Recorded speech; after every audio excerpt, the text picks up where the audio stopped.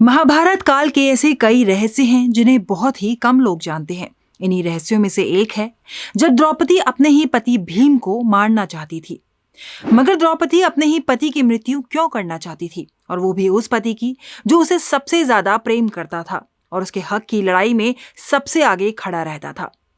दरअसल पांडवों की पत्नी द्रौपदी मां काली का रूप थी। इस बात का ज्ञान अर्जुन को था, जिसके बाद एक दिन अर्जुन द्रौपदी के कक्ष में गए।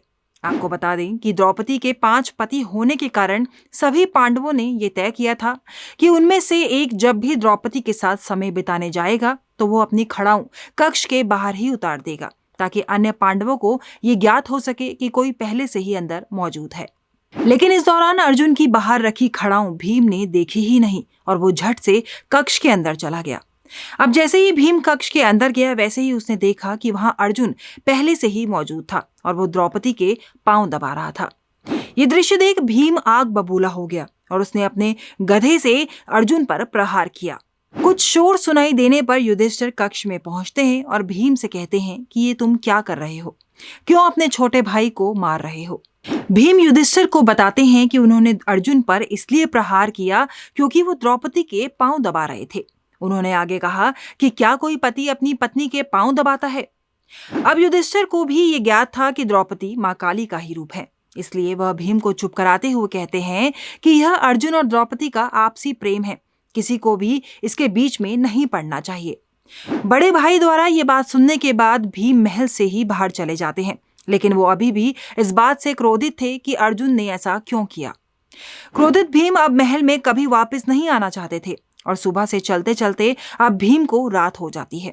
ऐसे में भीम एक पेड़ पर आराम करने लगते हैं।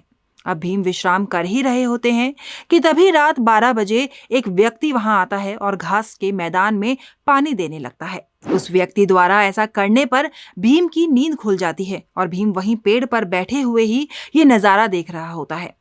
धीरे धीरे वहां एक सभा लगने लगती है। इस सभा में भगवान शिव, ब्रह्मा जी और इंद्रदेव समेत कई देवता शामिल होते हैं और इस सभा को संबोधित कर रहे होते हैं भगवान श्री कृष्ण।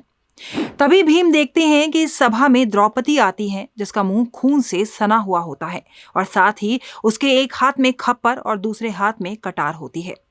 द्रौपदी को बिना अपने पतियों के अकेले देख भीम और आग बबूला हो जाते हैं, लेकिन वो वहीं रहकर ही ये सब दृश्य देख रहे होते हैं।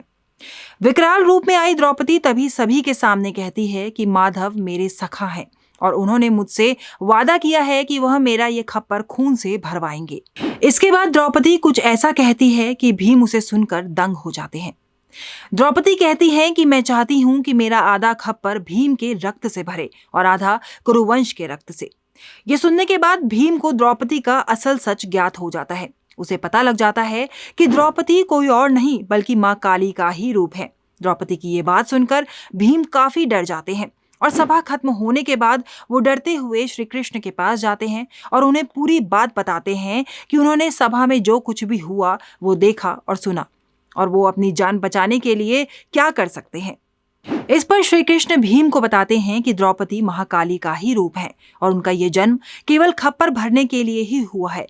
जिसके बाद घबराकर भीम कहते हैं कि मगर द्रौपदी तो अपना आधा खप्पर मेरे ही रक्त से भरना चाहती है। जिसके बाद श्री कृष्ण भीम को इसका समाधान बताते हुए कहते हैं, हे भीम, तुम चुपचाप अपने कक्ष में जाओ और भोजन मत करना, चाहे जो हो जाए। जब तक द्रौपदी तुम्हें भोजन के लिए मनाने ना आए तब तक तुम एक अन्न का दाना भी अपने मुंह पे मत लेना।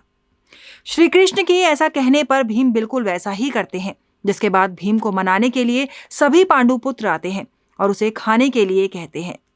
भाइयों द्वारा भोजन करने को कहने पर भी भीम बिल्कुल नहीं उठते। जब काफी देर हो जाती है तो द्रौपदी भीम को भोजन करने के लिए कहती है, जिस पर भीम द्रौपदी से कहते हैं कि वह केवल एक ही शर्त पर भोजन करेंगे, यदि द्रौपदी उनको वरदान देगी। भीम द्वारा ऐसा कहने पर द्रौपदी राजी हो जाती है और भीम द्रौपदी से वरदान मांगते हैं, हे द्रौपदी, पांडु की 5 संतानों को बख्श दो। इस पर द्रौपदी कहती है तथास्तु और इस प्रकार भीम की जान बच जाती है।